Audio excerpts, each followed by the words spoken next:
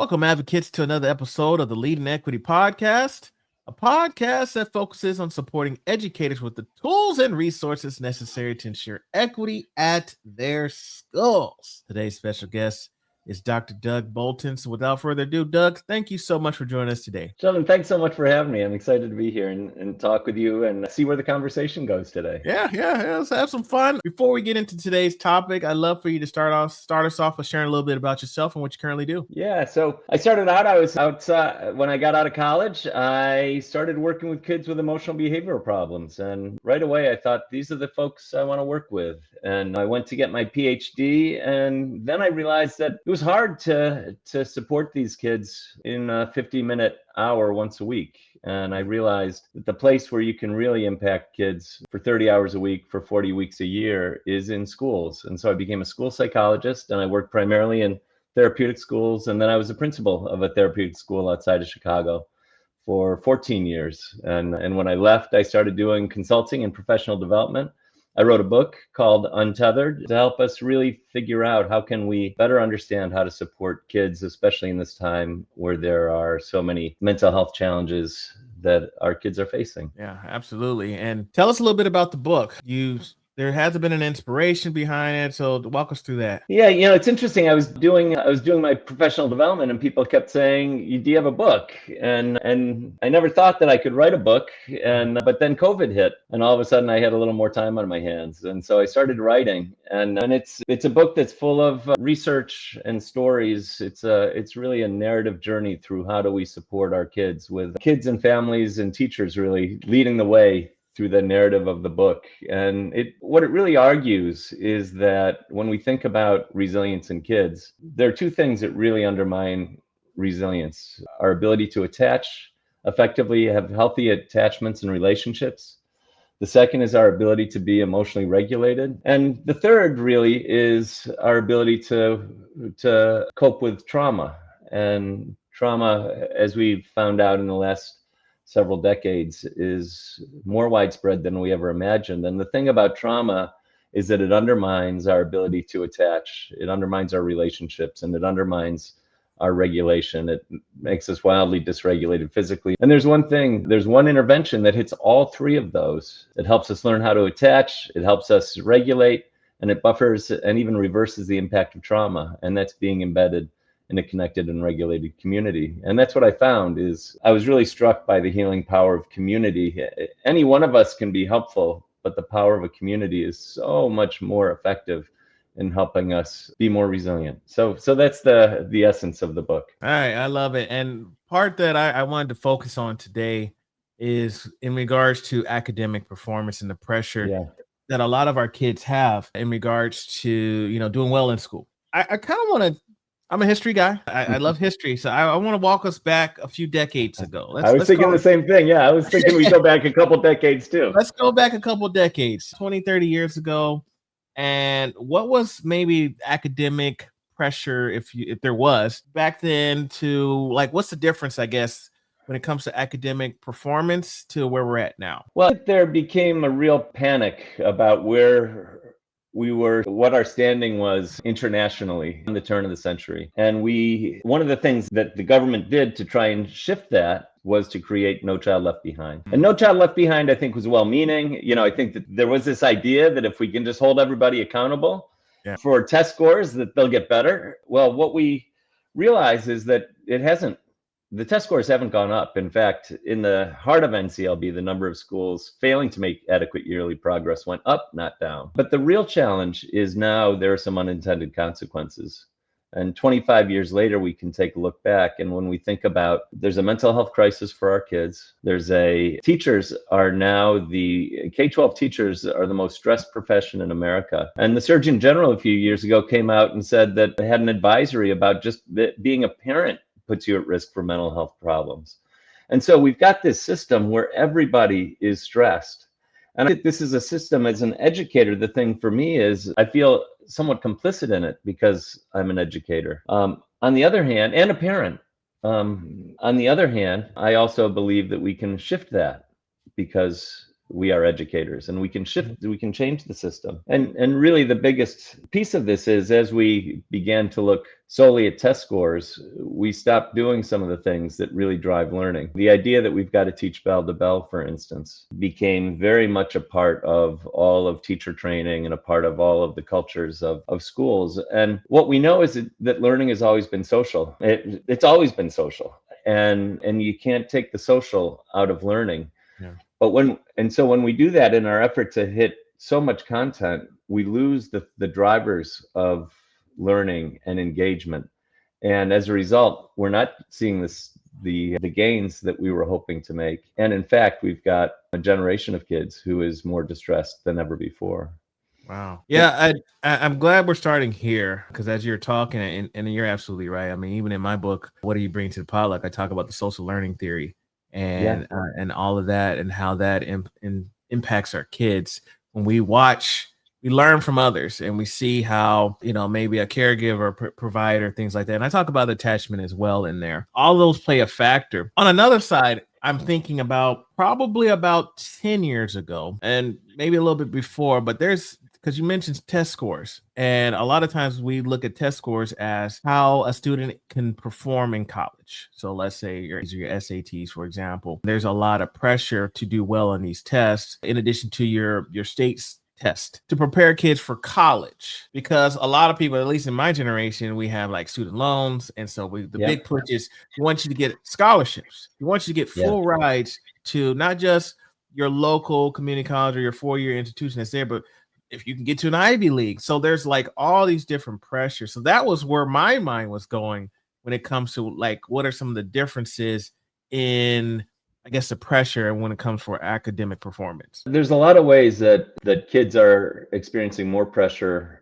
than ever before. And one of the things that began back in the 1980s, actually, was the U.S. News and World Report started ranking colleges. And as a result, those rankings began to drive people's vision about where they should go. And one of the main drivers of the algorithms for that is college selectivity.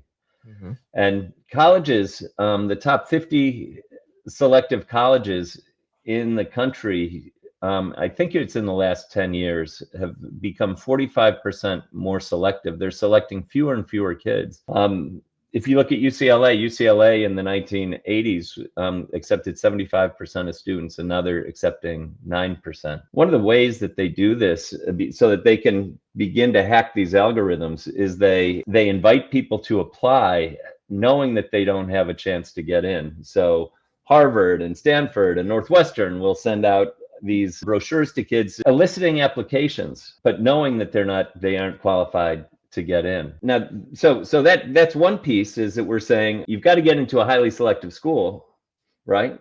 And we're going to make it harder on you to get into that highly selective school. And we're going to make it unaffordable as well, because if you take a look at tuition rates compared to inflation, it's astronomically higher when you take a look at those things. So you've got those pieces in place. But I guess I want to also scale back, because a lot of people, even who talk about how problematic this is from a perspective of having to get into these selective schools, there's this sense for all of us that we'll do better, that life will be better if we get into a selective school. And that's just not true either. The research on this does not hold up. The interesting thing is, if you take a look, we think you learn more if you go to a Northwestern versus a Northern Illinois, but that's not how it happens. You know what the difference is in learning, whether kids are learning school in college? What's the difference? The amount of time they spend studying. It's not the school they go to, it's how much time they spend studying. They don't make any more money when they get out of school. What they did was they took a look at kids who got into highly selective schools but weren't able to attend because of family circumstances or whatever, and attended a local less selective school, and compared those to the people who actually went to the selective schools.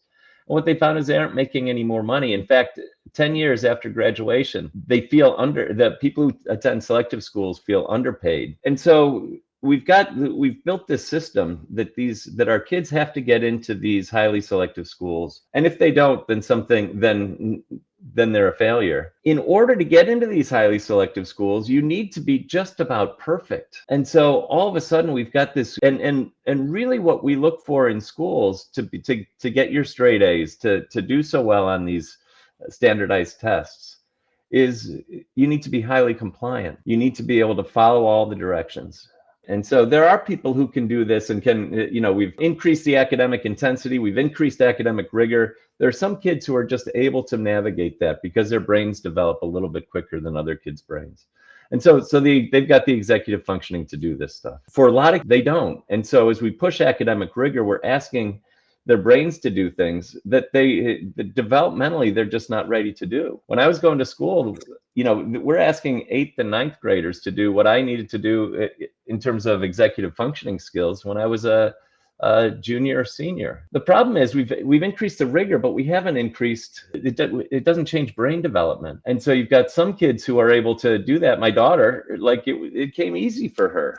For my son, whose brain was a little bit slower to develop, but eventually got there. He thrived in college, but really struggled in high school, because the demands that they were asking him to do, his brain just wasn't, his executive functioning skills weren't fully developed. They're not fully developed until we're in our late 20s. And yet here we have kids who are really working as hard as they can, but when they can't keep up because their executive functioning skills just aren't developed yet, we punish and shame them. And that creates stress for school. So we've got some kids who are stressed because they've got to be perfect. And we've got other kids who are stressed because we're punishing them because they can't keep they can't organize a 6-week project. They can't keep track of all of the materials when they get home, so they leave stuff at school. That stuff comes and it develops, but for a lot of kids, they end up really in situations where they feel shame and punish instead of school being a place where they can engage and fully be themselves. That's why I'm one of those people that does not, like, I'm very particular, like, are we grading behavior or are we grading for their performance, or do we have an accurate representation of what the student knows? Like, I've never been a fan of, you bring in a assignment 2 days later, I'm going to take 10 points off, I'm taking 20 points off, or whatever it is, or you lost your paper, so now you lose. Like, give them another paper. That's how I honestly, like, teacher, like, I make extra copies. I do. I'll make extra copies because I know there's going to be a student that's going to lose something. And again, I don't want to penalize them because of kind of like what you mentioned, executive function, organization, things like that. Because at the end of the day, if they lost a paper, I still won't know what they actually know in my class. And so I agree with everything that you're saying. Well, I love it. It's interesting, and I love the way you do grading. It's like, do you know the material? And if you don't, right, I want you to learn it. So let's get down and we'll teach you that. About pilots, I would hate to have a pilot who got a 70% but passed on his ability to land an airplane. Mm-hmm. Right? No, you want the pilot to keep going until he learns how to land the airplane, not 70% of the time. And that's the thing, is it like, can we focus on what kids are learning and not so much the grades? It's really when we think about grades, it's really based on a behavioral system. The idea that I'm going to reward you for good work and you're going to feel punishment and shame for poor work. Yeah. And what we know, and we've known this for 75 years now, that incentive-based kinds of interventions are undermine engagement. And so I love the way you de-emphasize grades, emphasize the work, de-emphasize compliance, and emphasize engagement and learning. Like that's the hope for our kids. Absolutely. All right. So I want to go back because you mentioned something that was shocking to me. I'm not gonna lie, it was shocking to me. But the research you said supports the idea that in a lot of instances, it doesn't really matter what institution they graduated from. They're not necessarily making more money. Because in my mind, I know, like, an employer, for example, we may go to a specific institution, like you said, Northwestern versus Northern Illinois, whatever. We might go to Northwestern first to find a quote unquote cream of the crop before we go to another institution. But I guess that does not translate to, as far as salary goes, it doesn't make a difference. Overall, see, one of the things that happens, there's Sean Achor is a psychologist who's did great work on happiness that a lot of schools are using, but he was a Harvard professor. and taught freshman psychology. And when his first class would come in, freshman class, he'd say, "So look around. Half of you are in the bottom 50th percentile for the first time in your life. If you are successful at Harvard, you get to be, at the top 10 percentile, and then you get the consulting agencies and the top law schools and other places then cherry pick you." But here's the thing. Malcolm Gladwell talks quite a bit about this, that let's say you love chemistry and you go to the University of Maryland. I actually think he uses that example. And you go to the University of Maryland, and when you go to the University of Maryland, you're in the top 25th percentile or so, and you get the mentors you need, and you get the experiences, you get more experiences. You go to Harvard, and all of a sudden you're in the bottom 30th percentile. And all of a sudden, you're not a chemistry major anymore. The one who goes to Maryland ends up with the kinds of experiences, gets into Northwestern graduate school, and then maybe becomes the cream of the crop.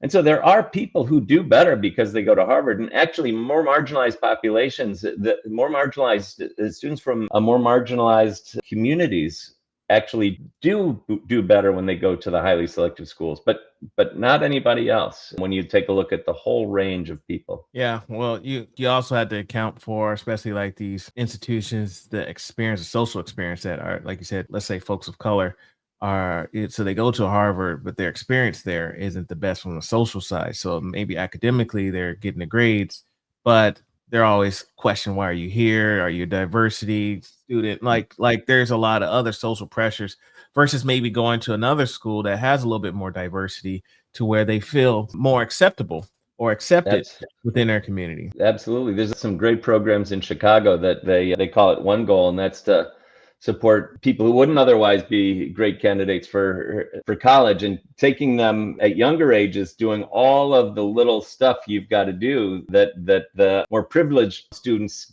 get to do just because it's culturally more normative.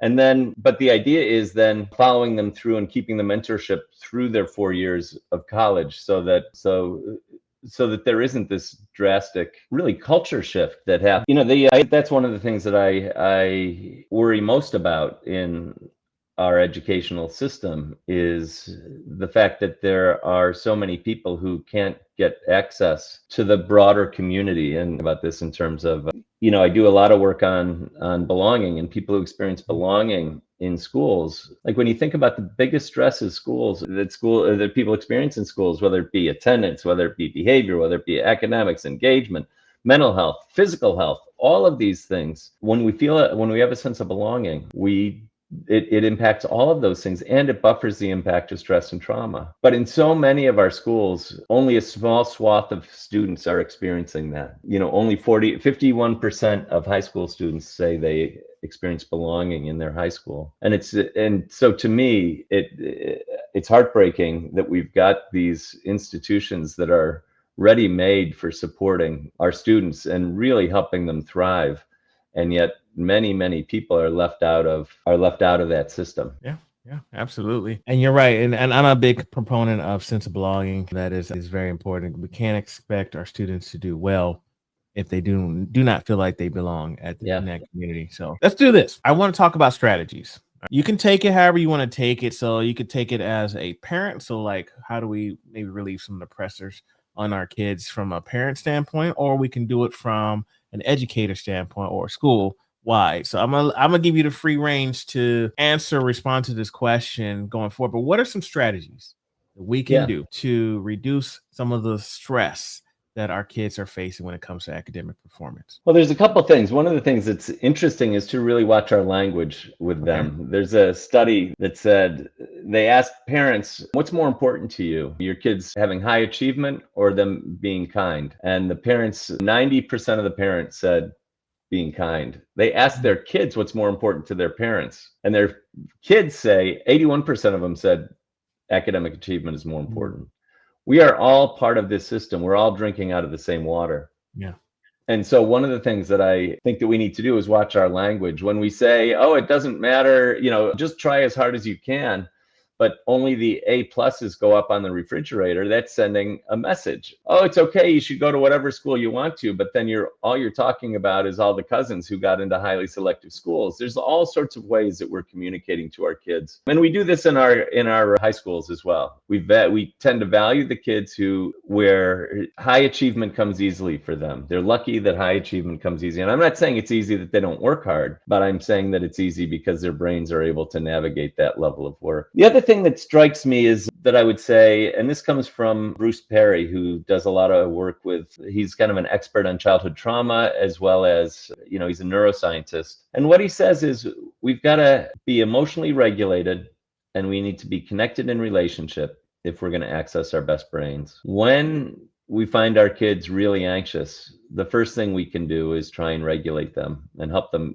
And one of the best ways to do that is to be regulated ourselves, and that my calm self can tell your calm self that everything's going to be okay. It's not saying everything's going to be okay. It's saying we're going to figure this out together. And the relationship is the most important thing. So if I was a teacher and there's a student who's struggling, I'd wonder, do I have the relationship, and am I creating a regulated space for them? And if neither of those two happens, then it's almost impossible to learn. So those would be my two main thoughts as we dive into this. All right. So is it you started with the language.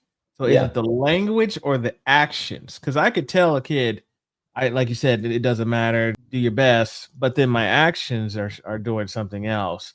So how would we, because I was thinking on that, I was reflecting on that, because I'm like, maybe it's more, in my mind, it's more of because I can say anything I want to say to a child, right? Yeah. But to me, it's more of the child is smart enough can see, okay, he's saying this, but the action is showing something else. Yeah, I'd say it's the James Baldwin said, children have never been very good at listening to their elders, but they've never failed to imitate them. And so, even if it seems like our kids aren't watching or listening, they're watching and they're listening. One of the things that I think we want our kids to be able to talk, for instance, and this gets at what you're saying, we want our kids to be able to have a life that's reasonable and regulated, but then you've got two-parent homes where we never have dinner together because we're all too busy. And what we know is that our brains and our bodies need breaks. And so are we living the life that we want our kids to be able to live? That's number one. But then the other piece is that kids are watching us. And if we want them to talk about what's hard about school, then we also have to be able to talk about what's hard about work. If we want them to be able to come and say, I really blew it, this happened, then I need to be able to go home and say at the dinner table or in the car, I'm feeling really lousy today and pretty anxious because I really offended someone at work. And now I've got to go into work tomorrow and I'm really anxious about it. This is how kids learn that it's okay to talk about these things. And so often we want them to do this talking, but we don't step in to be vulnerable enough to do it ourselves. So that's another piece that we need to add to this conversation. It's the idea of we need to be vulnerable. How can we expect our kids to open up to us if we never open up to them? Is that what I'm hearing? Yeah, and it's about having good boundaries. We don't want our kids to worry about us. Oh my gosh, my dad's gonna have a tough day at work tomorrow. Oh my goodness. So, but that's the work, is to be able to express it in a way that says this is uncomfortable. It's not unmanageable. And what we want our kids to be able to experience is the difference. We've lost that a little bit. We've got a generation of kids and parents who struggle to tolerate distress in kids. And so when they become distressed, we want to fix it. We want to take care of them because we believe that, we've got this belief, and the research is good about this, that self-esteem is important for kids' development. But in our trying to hack self-esteem, what we've done is we've said, oh, if they're unhappy, then they don't have good self-esteem. And so we've got to protect them from being unhappy. And in the meantime, what's happened is, as we protect them, as we take care and solve all their problems for them, as we experience distress over their distress, then all of a sudden we don't give them the tools they need to manage the world in the way that they need to manage the ups and downs that all of us have. And so they struggle with self-esteem because they can't solve the problems that they should normally be able to solve, because adults are always stepping in to try and fix that. And so that's part of our work, is to figure out, okay, what are my boundaries as a parent? What are my boundaries as a teacher? how can I best support kids in being able to tolerate uncomfortable stress and know when to support them when they're experiencing unmanageable stress. Well, I'll say this, Doug. I have enjoyed this conversation. I definitely would say I have learned a lot. So, folks, make sure you grab a copy, Untethered, Creating Connected Family, Schools, and Communities to Raise a Resilient Generation. I'd love for you to take us home with any final words of advice that you want to provide to our listeners out there. Yeah, I guess the biggest thing I would say then would be to be present. We've got this idea that we've got to fix things when our kids are struggling. And I guess what I would say is there's a saying that I like. It's a takeoff of another saying, but this one is don't just do something, stand there. That when our kids are struggling, be present with them, but as much as you can, let them try and fix their own problems and manage their own challenges, because they're going to need to do it without us soon enough. Yeah, absolutely. Absolutely. Well, we have some folks that want to connect with you. What's the best way to reach you online? Yeah, so you can reach me online at drddougbolton.com. That's probably the best way to go. Okay, sounds good. Again, I am talking to Dr. Doug Bolton, Tether, Creating Connected Family, Schools, and Communities to Raise a Resilient Generation. Doug, it's truly been a pleasure. Thank you so much for your time. My pleasure. Thanks so much.